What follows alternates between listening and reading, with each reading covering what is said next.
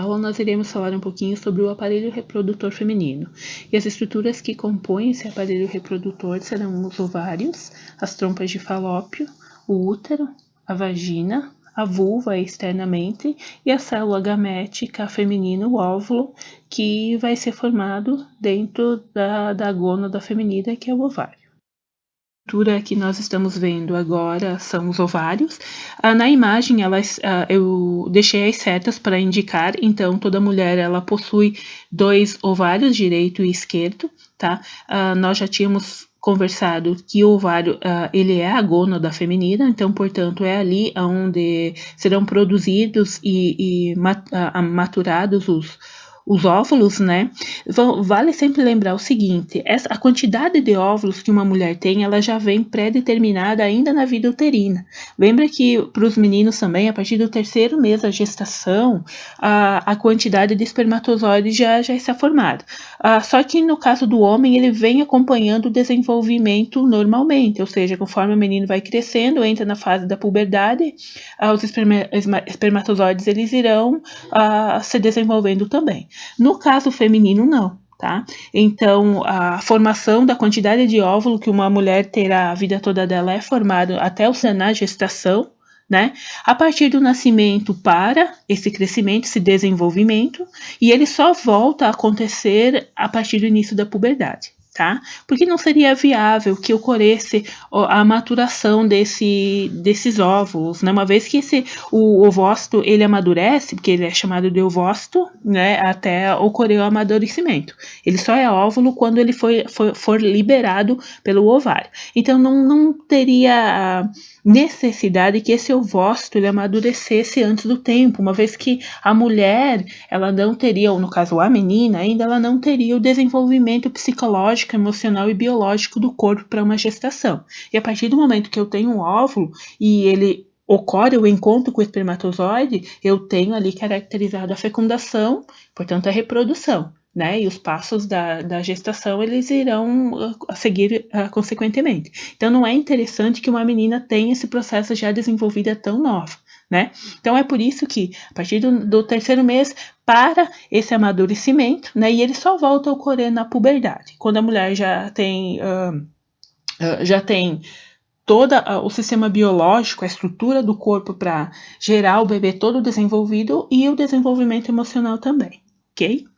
Então, aqui, ó, em relação ao ovário, então, ele vai ser a gônada que vai ter essa função do amadurecimento, e nós temos um esquema ali abaixo, um esquema que vocês pegam da internet mesmo, mas mesmo assim, eu vou deixar disponibilizado ali o site também para vocês, tá? Então, nessa imagem, vocês conseguem ver os vários processos, as várias fases de amadurecimento de um ovócito, tá? Então, ó, existem alguns folículos que são iniciais, ovócitos no estágio primário, ovócitos no estágio secundário e, por último, o óvulo sendo liberado na ovulação. Tá? Vocês podem ver ali bem no cantinho um óvulo já sendo liberado. Nesse momento, sim, ele passa a ser chamado de óvulo, tá? Ou ovócito 2. Até então, desde o início dos folículos até o ovócito 1, ele ainda está em processo de amadurecimento, tá? Então, vocês podem ver que cada um dessas esferas, ela está representando um óvulo nos seus diferentes estágios de maturação. O que nós estamos vendo agora são as trompas de Falópio, tá? Então, elas são tubos finos que elas vão ligar o útero aos ovários. É na trompa de Falópio que vai ocorrer também o encontro do espermatozoide e do óvulo, a fecundação. Comum a gente achar que esse encontro ele ocorre no útero, né? Mas, na verdade, o caminho que o óvulo vai percorrendo, que a gente chama de ovulação, é o tempo em que ele sai do ovário, tá? Seja o ovário direito ou do esquerdo. Então, esse tempo que ele faz, todo esse trajeto que ele faz até a fecundação e posteriormente a nidação, caso ocorra essa fecundação, a gente chama de ovulação. Caso não ocorra, esse óvulo ele vai ser reabsorvido pelo corpo, tá? Ele morre, então fica um tempo, espera o espermatozoide, não houve esse encontro, então ele morre e vai ser absorvido pelo próprio corpo. tá? Então, o encontro vai ocorrer exatamente na metade do caminho, mais ou menos no meio das trompas de Falópio. É bem comum, em alguns momentos, o ovário, esse encontro ocorreu um pouco antes do momento que deveria ser, e a anidação, que é quando o embrião já está formado, o zigoto, ele está formado, e nesse processo de ele se prender no útero e desenvolver a gestação, ele acaba se formando um pouco antes, e a gestação, essa anidação vai ocorrer ali nas trompas de Falópio, e vai ocorrer a gestação. Esse tipo de gestação a gente chama de gestação ectópica ou tubária. Então, por quê? Ao invés do bebê se fixar no útero, tá? O embrião se fixar no útero, ele acaba se fixando no local errado. Por isso que esse tipo de gestação, geralmente elas só vão até os 3 meses e ocorre o aborto espontâneo, justamente porque as trompas não têm espaço para desenvolver o embrião como o útero, né? Que é a função de desenvolver o embrião até se tornar o feto e posteriormente o bebê é do útero, tá? Então, quando esse direcionamento ocorre de forma errada, nós temos esse tipo de gravidez. Então, só para relembrar vocês, as funções das trompas de Falópio são tubos finos que conduzem o óvulo, tá, até o momento da fecundação. Agora nós vamos falar um pouco sobre o útero, tá? Que é um órgão que se localiza próximo ao quadril da mulher, na região pélvica, tá? Ele é um órgão muscular único em formato de pera, com a função de abrigar aquele óvulo que foi fecundado nas trompas de Falópio e que já é um embrião. Então, a função do útero é justamente proteger e abrigar esse embrião até o nascimento, né, do bebê. Então, todos esses processos que vão ocorrer nessas semanas de gestação, eles vão ocorrer no útero. Então, a partir do momento em que a anidação, que é aquele processo que a gente falou um pouquinho rapidamente antes, que é quando esse embrião ele se fixa na parede uterina, que é o local onde ele vai se desenvolver. A partir daí, existem vários processos gestacionais que começam a ocorrer. Eles ocorrem no útero, com a junção de vários hormônios, de outros processos vinculados ao processo da gestação, como os anexos embrionários, enfim. Então, todo esse processo ocorre ali. De acordo com o crescimento, o desenvolvimento desse embrião nas fases gestacionais, o útero ele vai aumentando de tamanho, tá? Esse tamanho, por isso que ele é um órgão muscular. Então, ele precisa esticar em até 600 vezes o tamanho original. Como que isso acontece? Lembra-se que, lógico, as células do útero elas vão sofrendo processos de mitose, vão aumentando as quantidades, se duplicando, dividindo e proporcionam esse aumento de tamanho para abrigar o embrião, né, até a hora do nascimento. A partir do momento que há o nascimento do bebê, esse processo, essas células, elas precisam desaparecer, porque o útero ele precisa voltar ao tamanho original. Como que isso acontece? Tá? Então, existe ali organelas específicas para isso, são os lisossomos. Lembra quando a gente conversou um pouco sobre organelas, que cada uma tinha uma função? Então, nesse caso aqui, o útero ele consegue voltar ao tamanho original justamente pela participação dos lisossomos. Eles vão trabalhar na autofagia, quer dizer, eles vão deteriorar e eliminar essas células que antes foram necessárias para aumentar o tamanho do útero, agora já não são mais, então as próprias células começam um processo de autofagia, quer dizer, elas se deterioram e somem, morrem, tá? Vão sendo eliminadas, né? Até o útero voltar ao tamanho original dele, posterior à gravidez, tá? Então, todos esses processos e outros processos também que ocorrem no útero, eles estão relacionados, tá, com esse processo da fecundação, da reprodução.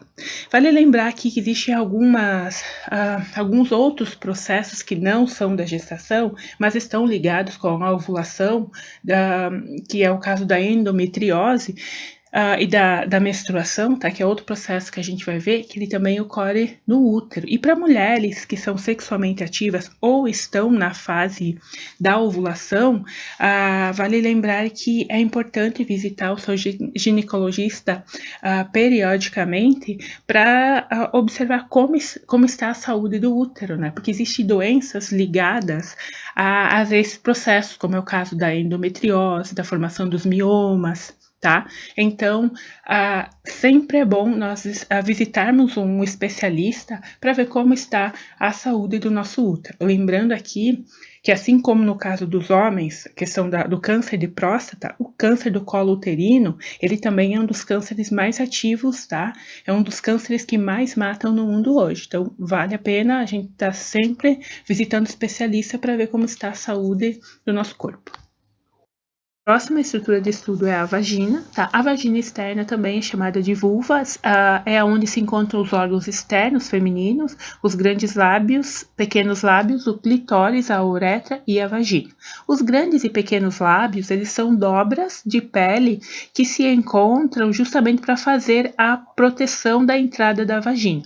O clitóris, ele é uma estrutura localizada na extremidade dos grandes lábios, cuja função é o estímulo e o prazer sexual para facilitar a reprodução.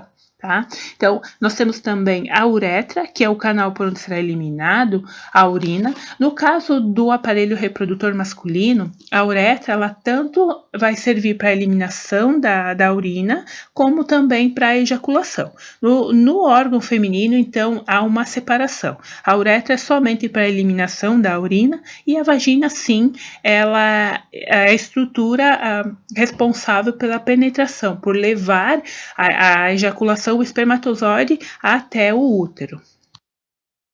Agora, então, nós vamos falar um pouco sobre a parte interna da vagina, tá? Um órgão cilíndrico muscular que faz o ligamento entre a vulva e o útero. É na vagina que vai ocorrer a penetração pelo pênis. Desse contato da relação sexual íntima vai haver a ejaculação. Essa ejaculação, como a gente já falou um pouco quando falamos do sistema reprodutor masculino, nada mais é do que o sêmen, né? O derramamento do sêmen que vai ser formado pelo esperma e pelo espermatozoide. Então, a partir dali, essa ejaculação ela ocorre no final da vagina, próximo ao cérvix, tá? Que é essa estrutura em vermelho escuro que nós podemos observar. Ali é uma pequena abertura que vai permitir a passagem de poucos espermatozoides. Então, a grande maioria dos espermatozoides ejaculados, eles serão absorvidos pelo corpo ou expelidos pela própria vagina. Tá? Então, poucos espermatozoides passam pelo cérvix para continuar percorrer o caminho pelo útero até encontrar o óvulo nas trompas de Falópio. Então, só para lembrar aqui, então a vagina é o órgão que permite a penetração e, consequentemente, a ejaculação.